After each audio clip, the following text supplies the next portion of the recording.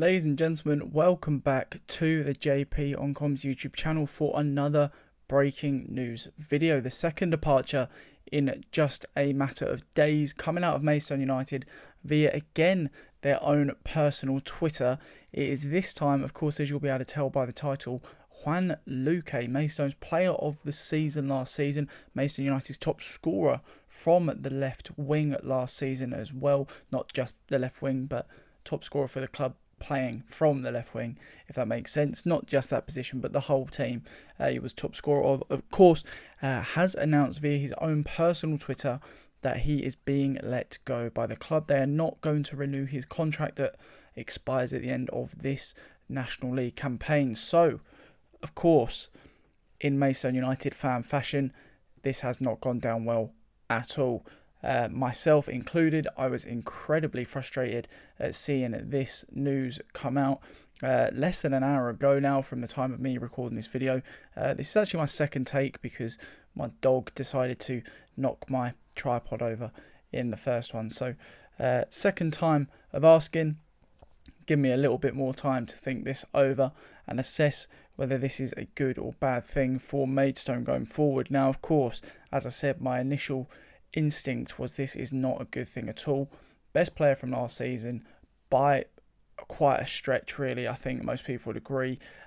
He was also, of course, someone who we've invested a lot of time and money in throughout this season to attempt to, get him back from injury. Of course, throughout this season, we've expected him to return at any given point. I believe it was initially October, then November, then January, and then March. And of course, March, now we are on the last day of, and it does not seem like he is anywhere near returning to the squad, which likely means we will not see him again in a Maidstone United shirt. Now, to me, the sentimental man that I am, that has, of course, disappointed me very deeply. However, we need to look at it from a ownership point of view. We need to look at it from a fan point of view as well, actually, because what swayed my opinion on this was talking to other fans, people with differing opinions to my own, and those were those of I don't really know how to word that, the thoughts and opinions of the people you may have seen on this channel before, Nigel, Sean, and of course Connor, the behind the scenes man, were talking to me about this whole situation earlier on when the news did break, and they made some very valid points, which actually now I've had the time to kind of look at them, I do tend to agree with, actually. Of course, from a sentimental point of view, it's a very, very frustrating and disappointing piece of news to receive, of course, especially how things have been going lately. And again, I do want to criticise one thing in all of this. The player is putting it out again, and I don't like that. I do not like that at all. Exactly the same thing with Ryan Gordon. I know, obviously, that time of day, the club probably weren't even aware of this situation, but I think the club needs to be putting this stuff out. We need to keep this information in one place. We need to try and limit what is coming out of the club in this sort of situation, and I think the club needs to do a little bit better. Whoever that may be, I don't know who's responsible for that sort of thing, but I think the fan base needs to know from the club what's going on at the club. Having this stuff get out through various sources is not always a good thing, and will not benefit us going forward. So, obviously, those are the negatives. We're losing a good player, potentially, in Joan Luque. We're losing someone who is so dear to our hearts after what he did last season for the club. And we're losing a good player from within that dressing room as well. So, a few good, points there made. However, it's now time to play a bit of devil's advocate, and in some cases, list some points where I actually agree. So the first thing that I was told was, well, look at the injury history for Luque, okay? So he's into his early 30s now. Of course, not getting any younger. That's not how biology works. But, he's just had this injury which has kept him out for the better part of a year.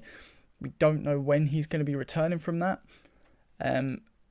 I would imagine now he's not going to be playing the rest of this season because, he's leaving. But I can't really picture a world in where he comes back the exact same player, if not better than what we had before. So,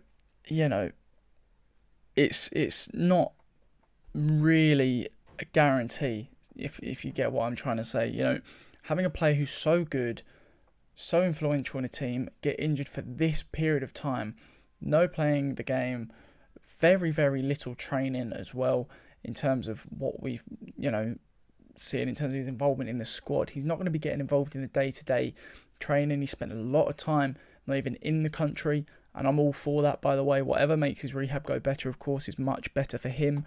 That's very important. But in terms of a induction into the squad and gelling into this George Elokobi side, he has spent a lot of time away from these players. He has spent a lot of time away from the club working on his rehabilitation. And of that, of course, it's going to leave him out of the tactical side of things in a lot of key areas. Of course, he'll be clued up from other players what's going on. And of course, the management team, you'd assume, would have some communication with him to let him know what's going on in a playing basis. But he's missed out on a lot. And when it comes to featuring him back in the side, we've got to remember his contract's expiring, which means for him to play for us next season, we're going to have to offer him a new contract. Now, of course, at this sort of level, you can do short-term contracts. You know, you can do a 1-month contract, you can do a 1-month rolling contract, or you can do a 6-month contract. It's up to the club's discretion most of the time. But I can imagine that someone of Luque's ability and belief in himself will be asking for more than that. He'll be asking for what he believes he's worth in terms of money, which I'll get onto in a second, but he'll also be asking what he thinks he's worth in terms of time. Now, if we were to give Luque another 12-month contract until the end of next season, the 2023-24 season in the South, which is where we're going to be, let's be honest, and he gets injured again, or maybe doesn't even come back from this injury, because we don't know. We don't know the situation on his injury, and of course, it's taken him so long to get back this first time. If that was to be re-agitated and we were to see him out for another long period of time next season, that's a big risk. That's a really big risk from a management team perspective, from a fan perspective, of course, because I'll get onto that in a second, but also an ownership perspective. They have a budget. Obviously, people have had their discrepancies with that in the past. They're not too happy with the budget, but we have got a budget and we need to try and stick to it the best we can. And when you've got someone of, let's face it, Luque's financial clout, relative to the rest of the squad, he's going to be on a lot of money. Got that new contract just before picking up the injury, to secure him for the National League of this year.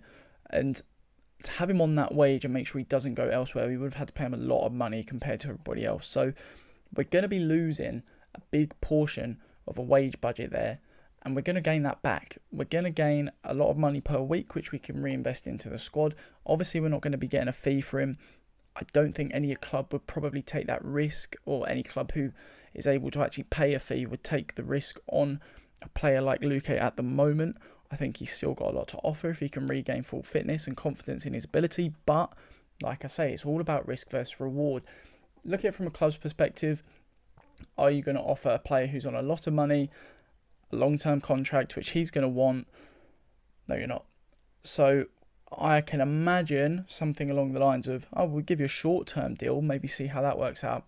I don't like that for my own financial security and playing career. Okay, then we've come to a disagreement. There's no way you're going to budge on this. There's no way we're going to budge on this. This is where we're going to have to part ways. I think that's probably what's happened here.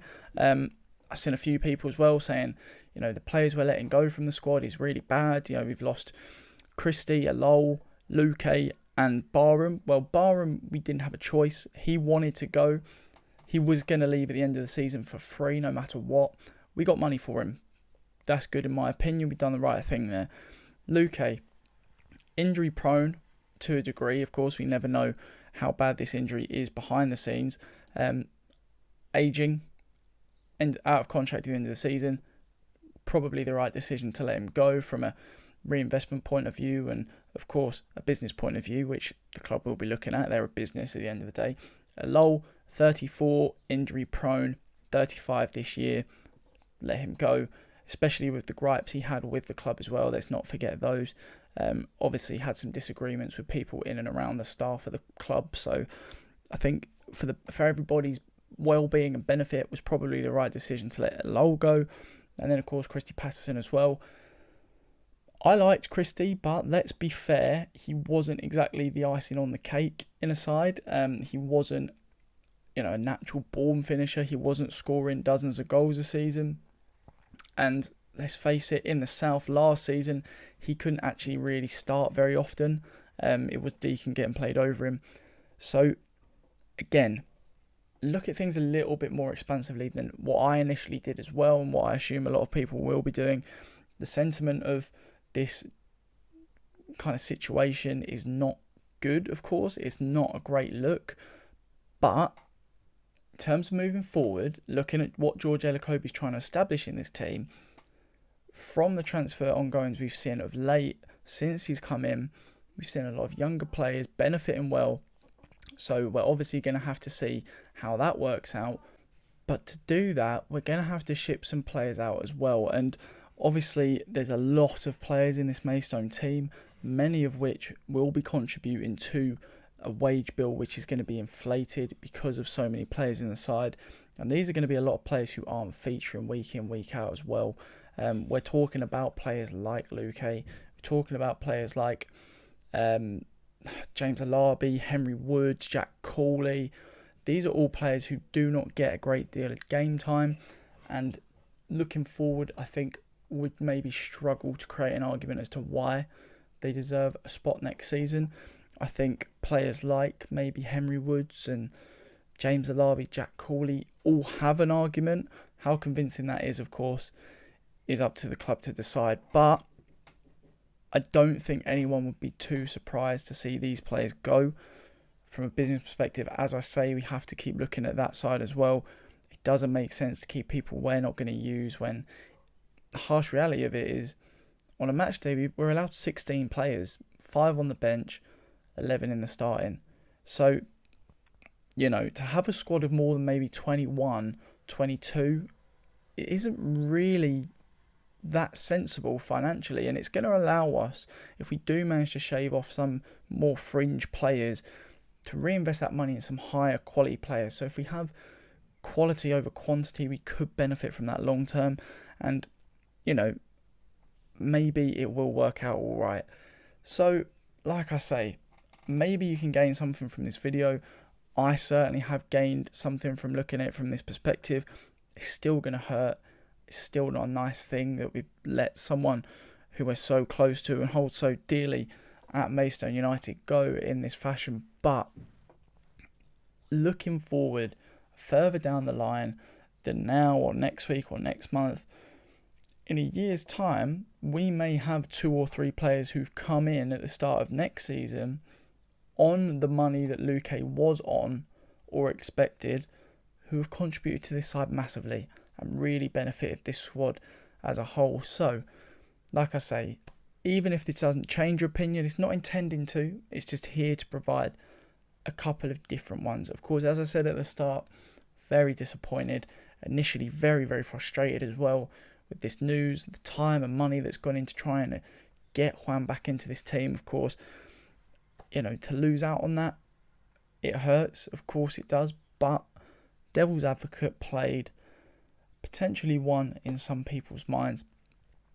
There is a different perspective there for you to have a little look at in yourself. So, like I say, if you do enjoy this type of video, if you did have a bit of food for thought gained from this video, which is what its intention was to be, then do leave a like down below. Do subscribe to the channel, of course, as well. If you do enjoy my videos and my content, there's going to be plenty more coming throughout the rest of the season. As I continue to say, more things keep happening, more videos must come out. That's the plain and simple of it. So, hope you all did enjoy watching this video. Hopefully you take something away from it, and I'll catch you all in the next one.